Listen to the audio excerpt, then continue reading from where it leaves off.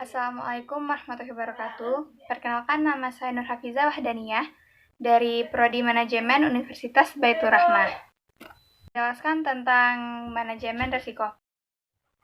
Pengertian manajemen risiko. Menurut Smith, manajemen risiko didefinisikan sebagai proses identifikasi pengukuran dan kontrol keuangan dari sebuah risiko yang mengancam aset dan penghasilan dari sebuah perusahaan atau proyek yang dapat menimbulkan kerusakan ataupun kerugian pada perusahaan tersebut. Menurut Smith, manajemen risiko adalah bidang ilmu yang secara khusus membahas bagaimana organisasi menerapkan langkah-langkah dalam memetakan semua masalah menggunakan pendekatan manajemen yang sistematis dan komprehensif. Nah, sedangkan secara umum, manajemen risiko dapat diartikan sebagai proses mengidentifikasi, menganalisis, mengevaluasi, mengendalikan, dan berusaha menghindari atau meminimalkan bahkan menghilangkan risiko yang tidak dapat diterima. Jenis-jenis manajemen risiko. Yang pertama, ada manajemen risiko operasional. Nah, manajemen risiko operasional ini terkait dengan risiko yang timbul dari kegagalan fungsi proses internal. Misalnya, karena kesalahan manusia, kegagalan sistem, dan faktor eksternal. Yang kedua ada manajemen hazard. Nah, terkait dengan kondisi potensial yang mengakibatkan kebangkrutan dan kerusakan. Ketika kita membahas bahaya, tentu ini terkait dengan perilaku. Risiko perilaku adalah peristiwa yang dapat menyebabkan kerugian bisnis. Dalam hal ini, terdapat 3 jenis bahaya yang harus diketahui, termasuk bahaya hukum, bahaya fisik, dan bahaya moral. Contoh bahaya hukum, pelanggaran atau pengabaian bisnis yang dapat menyebabkan kebangkrutan, seperti pelanggaran SOP atau peraturan perusahaan yang pada akhirnya memiliki konsekuensi fatal.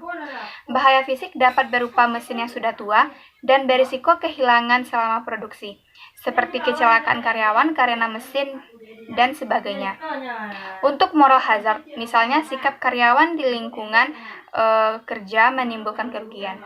Contohnya, karyawan tidak jujur, sering korupsi uang, atau karyawan yang tidak melayani konsumen dengan baik sehingga berdampak buruk bagi perusahaan. Next, karakteristik risiko. Yang pertama, merupakan ketidakpastian atas terjadinya suatu peristiwa. Yang kedua, merupakan ketidakpastian yang bila terjadi akan menimbulkan kerugian. Wujud risiko yang pertama, berupa tanggung jawab hukum, misalnya risiko dari perbuatan atau peristiwa yang merugikan orang lain. Yang kedua, berupa kerugian karena perubahan keadaan pasar, misalnya karena terjadi perubahan harga, perubahan selera konsumen, dan masih banyak contoh yang lainnya. Yang ketiga, berupa kerugian atas harta milik atau kekayaan atau penghasilan, misalnya yang diakibatkan oleh kebakaran, pencurian, pengangguran, dan sebagainya. Nah, yang keempat, berupa penderitaan seseorang, misalnya sakit atau cacat karena kecelakaan. Selanjutnya, macam-macam risiko. Macam-macam risiko. Yang pertama, ada risiko yang tidak disengaja atau risiko murni. Adalah risiko yang apabila terjadi tentu menimbulkan kerugian dan terjadinya tanpa disengaja. Misalnya, risiko terjadinya kebakaran, bencana alam yang tidak dapat kita ketahui. Yang kedua, ada risiko yang disengaja atau risiko spekulatif.